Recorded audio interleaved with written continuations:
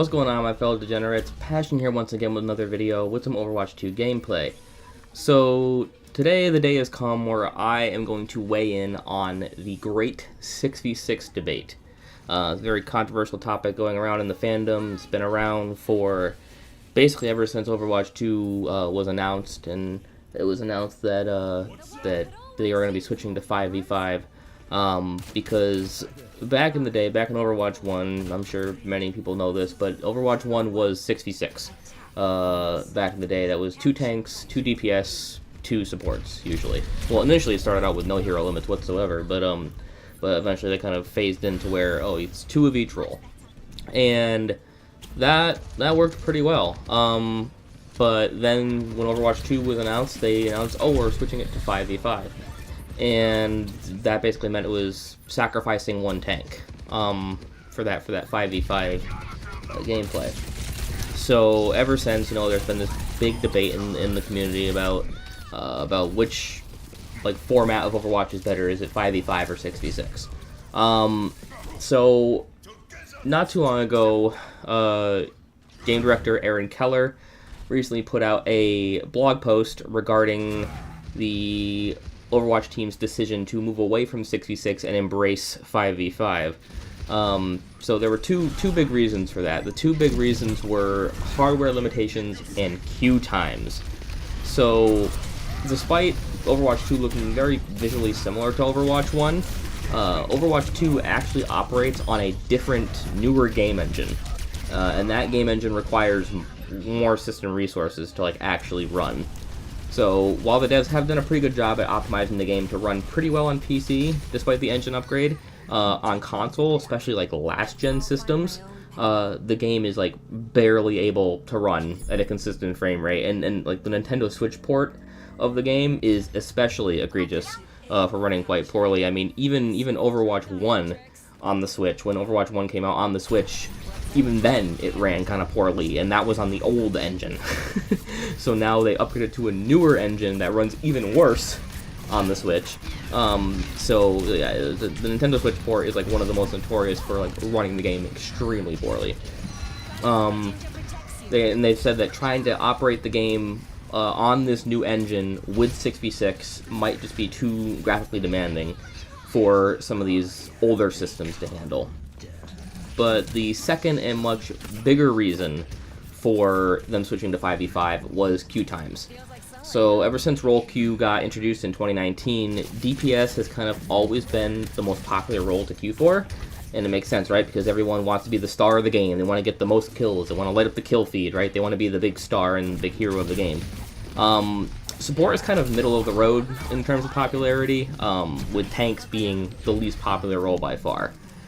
And because there is a disparity in the ratio of players wanting to play DPS versus those wanting to play tank, in 6v6, DPS players would have to sometimes wait upwards of 30 minutes in a queue just to find a game, because the matchmaker was struggling to find a second tank for most games. So ever since Overwatch 2 launched, there's been, like I said, this massive division within the community over which format is better for the game. Is it 5v5 or is it 6v6? And usually you'll have players who have only ever played Overwatch 2 argue that 5v5 is better, because, one, it significantly fixed the queue time issue. I mean, they've heard about, the queue time issue. Maybe they hadn't experienced it themselves, but they heard about it at least. And they can see now that, the queue times are kind of all mostly leveled out between all 3 roles. Sometimes DPS is slightly higher, but not by much. I know when Juno just came out for Season 12, the support queue was a little bit higher, but not by much, so it kind of evened out those queue times. And they argue it also made the game more strategic by rewarding, good tank gameplay, because now you only had that 1 tank. However, other players, particularly those who have played Overwatch 1, argue for the 6v6 format to come back, and that it's better because it more evenly distributed the workload for tanks, and also it also allowed for a little bit of a buffer in team sustainability in case one of the tanks was kind of playing poorly, right? So, as many of you guys know, if you've been a fan of the channel for a while, I did play Overwatch 1 back in the day.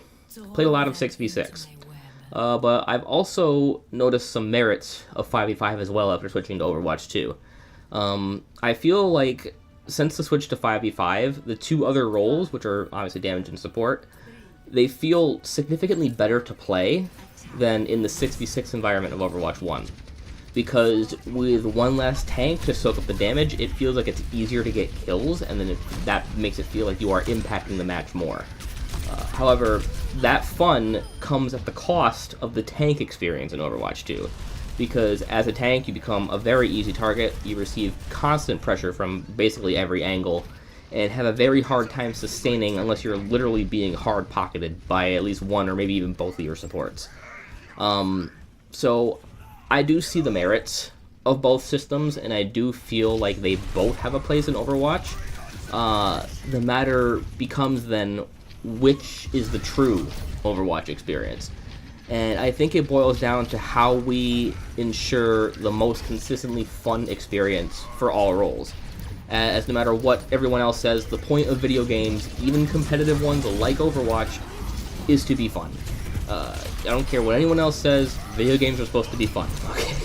So you can have the most balanced game in the world, but if it isn't fun to play, no one will care.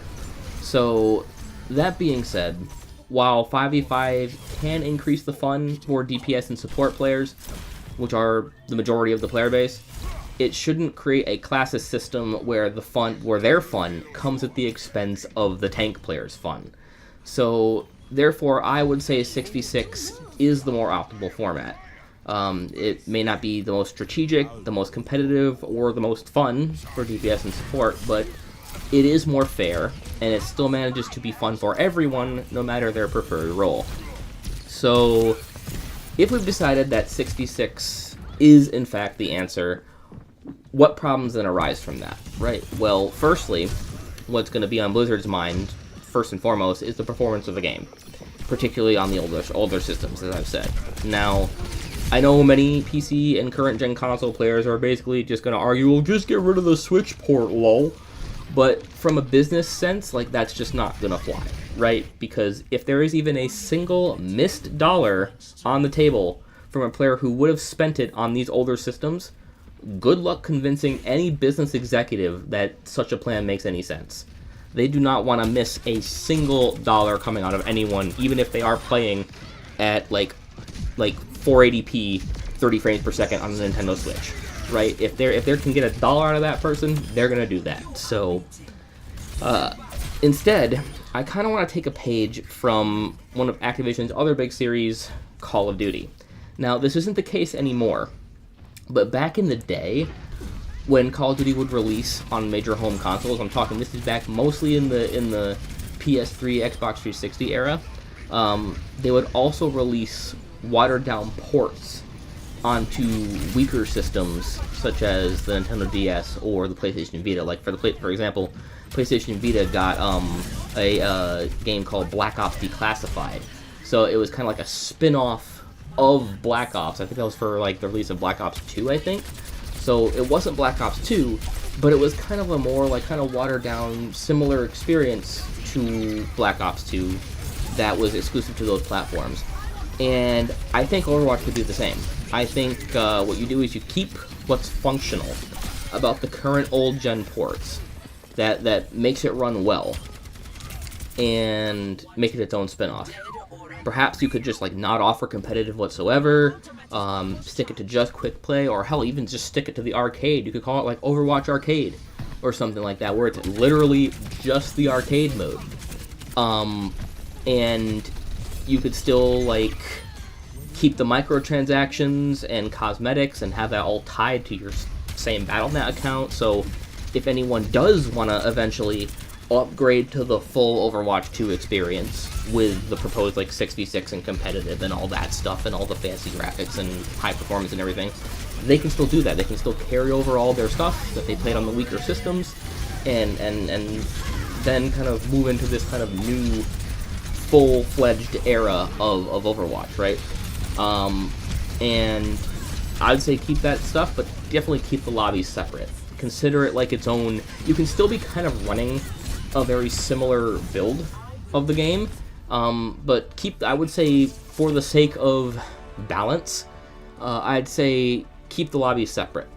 right? Keep the old gen lobbies different from the new gen lobbies. And you can obviously still like fine tune these older systems to work best with this like kind of spin-off build, or fine tune the build to work on these, and that way you won't have to like reverse engineer a build that's meant for way more modern tech that is way more powerful and try to like hammer stuff off and chisel stuff out, to have it kind of barely run on this older gen hardware, right? Make it so the game runs well, even if it's a watered down experience on those older systems. So that's taking care of the hardware issues. Then you move to the big elephant in the room, which is queue times. So obviously making DPS wait in 10+ minute queues is not healthy for the game either, right? So how do we fix this? Well, the problem as to why DPS has had such long queue times, as I've said before, is the matchmaker has struggled to find a second tank for as many matches as there were players queued for DPS. And why is that? Because tanking in games has really always, historically, just not been as fun. It's been the least fun role in basically any game that's implemented them. So how do we make tanks more fun to play? Well, I think what they're trying to do right now is they're trying to turn them into superpowered DPS wannabes, like Mauga, which I think is not helping their cause. And I think the reason why they're not as fun to play is that you don't really get rewarded for doing your job well with tanks. You don't get rewarded for their main purpose, which is actually tanking the damage that is coming in. So what I propose, and I know that other people have proposed this back in the day, and there's been a couple forum threads about it, but I don't think it's really, like, the discussion hasn't really gone anywhere, especially when these threads kind of came out back in the day of Overwatch 1 for the most part. So they didn't,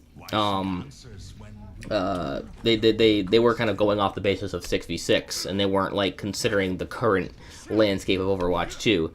But what I propose is I think tanks should get less or even no ult charge from dealing damage, and get more ult charge from taking damage or mitigating it.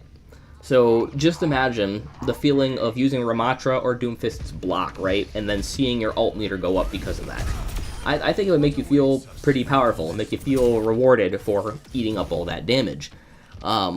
And obviously you could tweak the numbers a little bit, particularly like with the damage they deal out, as to make them like not super oppressive, and also give them some personal sustain in 1v1s, right? You can do both. You can make them not super oppressive while also making them able to survive a 1v1. I still think they should be allowed to eliminate other players. I don't think that's a problem with the game, but I think that having them have little to no ult charge from actually dealing out the damage would kind of incentivize a kind of risk and reward play style, where as a tank you kind of weigh the options between, do I stay alive and gain my ult charge, or do I go and pursue these kills to open up space for my team, right? So this would also obviously mean that we'd probably also have to tweak some of the supports as well, because you don't want to basically make the tanks completely unkillable if they just get hard pocketed by their supports, and you know, constantly be just an ult battery essentially. So I think you'd have to you tweak the supports a bit. You can either do this by making the tanks themselves have less health overall, like we used to have back in Overwatch 1. I believe that, like, I don't know what the numbers were, but I think that if you look at the tanks like that were in Overwatch 1 compared to how they are in Overwatch 2, it seems like the tanks got like a good maybe 75, like 80% like boost in their health to compensate for the fact that they are the only tank now on the team. You could revert some of those changes, or kind of implement some kind of system where supports have to work harder to keep their tanks alive. But obviously, I'm not a game designer. I don't have specifics on how you could like work this for getting these systems to feel good or balance all the numbers and everything. But I do feel like this would make tanks more fun, right? And therefore decrease the ratio of tank to DPS, because it would make more people want to play tank. It would make tank more fun, almost as fun as DPS. I mean, you're obviously going to always have DPS be the most popular role, but like, if you can make tank more fun than it is, I think that would eat into some of the DPS queue times, and it would really drastically cut down on those. So I also hear a lot of people saying that, oh, 6v6 is coming back sometime in the coming year, but those people didn't pay attention to Aaron's blog, because what Aaron actually said is that they're experimenting with different ways to build team comps in the current 5v5 format, so that it's not always so rigid as to always just be 1 tank, 2 DPS, 2 supports, but also not be as completely free as open queue, where it's just anything goes. So they are going to be experimenting with that sometime in the coming year, but whatever happens, I do hope that the game does live on. Because one of my biggest fears is that this game is going to get shut down because it just stops being popular because of, you know, bad game design decisions and them not really listening to their players. And I'm worried that my favorite gaming universe is just going to stop being a thing. So I do know, however, based on, you know, the fact that they did the dev blog and they had the talk on the Group Up podcast with Flats and SVB and Aaron and I believe Gavin Winter sat down with all of them, and they kind of discussed this whole 6v6 thing. I know that they are listening on this particular issue, so let's keep making our voices heard. And hopefully someday, whether it be Overwatch 2 or even a potential Overwatch 3, that we can maybe return to that 6v6 environment and see if it actually fixes the issues that we are experiencing currently with the game. But that's all I got for you guys today. Remember, guys, if you liked the video, leave a like. If you didn't, leave a dislike. Subscribe if you haven't already. And as always, I'm Passion, and I'll see you next time. Peace. Yeah. Turn me on a screen,